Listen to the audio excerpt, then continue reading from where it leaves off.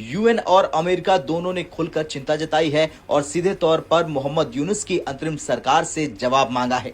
संयुक्त राष्ट्र महासचिव एंटोनियो गुटेरेस के प्रवक्ता स्टीफन ने बांग्लादेश की स्थिति पर एक आधिकारिक बयान जारी किया। उन्होंने साफ शब्दों में कहा, हम बांग्लादेश में मौजूदा हालात को लेकर बेहद फिक्रमंद है। सरकार की जिम्मेदारी है कि हर नागरिक की सुरक्षा सुनिश्चित करे। धर्म, जाति या पहचान के आधार पर किसी के साथ भेदभाव नहीं होना चाहिए। चाहिए है कि 4000 किलोमीटर का बॉर्डर भारत के साथ लगता है। भारत हर चीज अंडर राइट करता है, उनकी फूड सिक्योरिटी, उनकी वाटर सिक्योरिटी, उनकी एनर्जी सिक्योरिटी।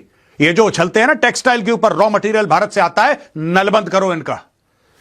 अगर सरकार सीरियस है, मैं गवर्नमेंट ऑफ इंडिया की बात कर रहा हूं, इनका नलबंद कर दो। जो देखो मुंह फाड़ के बोल रहा है सेवन सिस्टर ले लेंगे, और जो देखो मुंह फाड़ के बोल रहा है कि हम चिकन नेक बीच से काट देंगे, जैसे मान लो वाकई किसी मुर्गी का गला हो गया।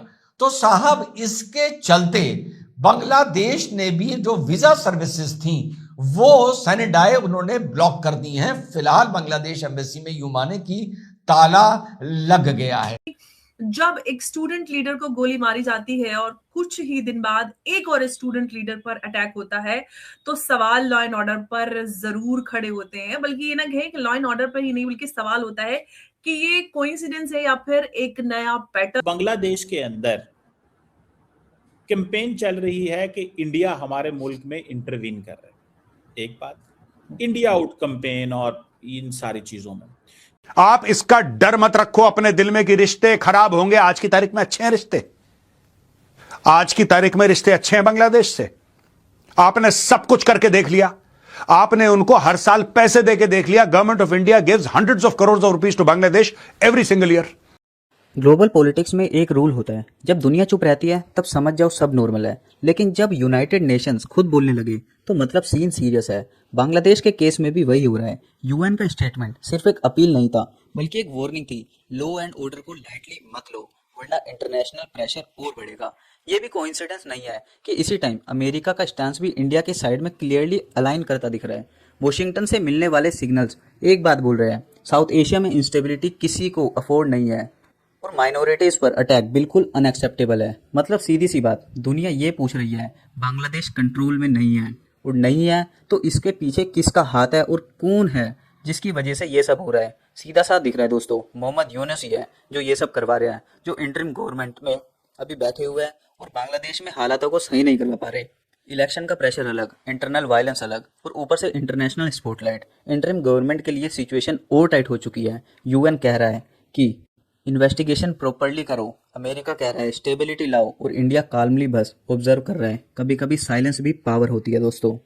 एक तो ये बंद करो वीजा एप्लीकेशन सेंटर, ये क्यों खोल रखा है यहां पे, उनको क्यों इजाजत दे रखी है और आप लोगों ने क्यों खोल रखा है, ये बंद कर दो। मैं आपको बता रहा हूं, ये बांग्लादेशी कुछ भी बोले, सच्चाई ये है कि 4000 किलोमीटर का बॉर्डर भारत के साथ लगता है। भारत हर चीज अंडर राइट करता है, उनकी फूड सिक्योरिटी, उनकी वाटर सिक्योरिटी, उनकी एनर्जी सिक्योरिटी।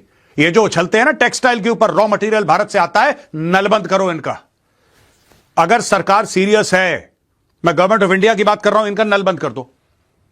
आप इसका डर मत रखो अपने दिल में कि रिश्ते खराब होंगे। आज की तारीख में अच्छे हैं रिश्ते, आज की तारीख में रिश्ते अच्छे हैं बांग्लादेश से।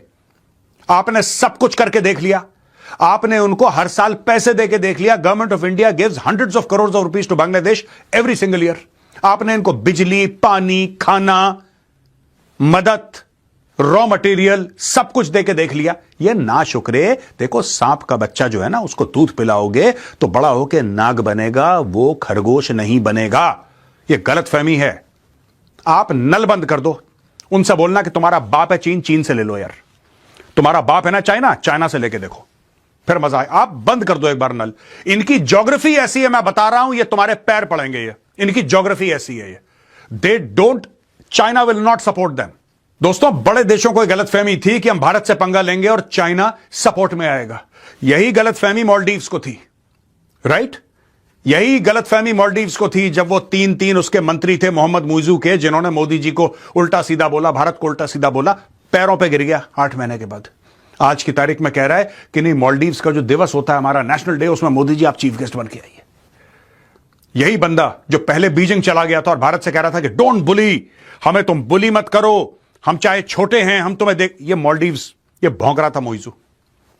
ठीक है, यही थोड़ा सा फ्लेवर श्रीलंका ने भी करने की कोशिश करी। इनकी ज्योग्राफी ऐसी है, ये सर के बल खड़े हो जाएं, कुछ नहीं होगा। मैं बता रहा हूं, चूड़ियां कस दो बांग्लादेशियों की, एक बार चूड़ियां कस दो। ये जितने भी रेवोल्यूशनरी बनते हैं ना, ये जितने भी रेवोल्यूशनरी बनते हैं हाथ में डफली और झंडा लेके, ये सब पैरों पे गिरेंगे, भारत के पैरों पे। और यही एम होना चाहिए भारत का। ये वासुदेव कुटुंबकम और ये हमारे पड़ोसी हैं और हम ये पड़ोसी हैं, हम इनका ध्यान रखेंगे। सांप हैं वो। दिल्ली में बांग्लादेश हाई कमीशन के सामने एक बड़ा प्रदर्शन हो रहा है और प्रदर्शन जो पुलिस ने 500 मीटर पहले बांग्लादेश हाई कमीशन के पहले जो बैरिकेड्स लगाए थे उसको प्रदर्शनकारी लांघ गए।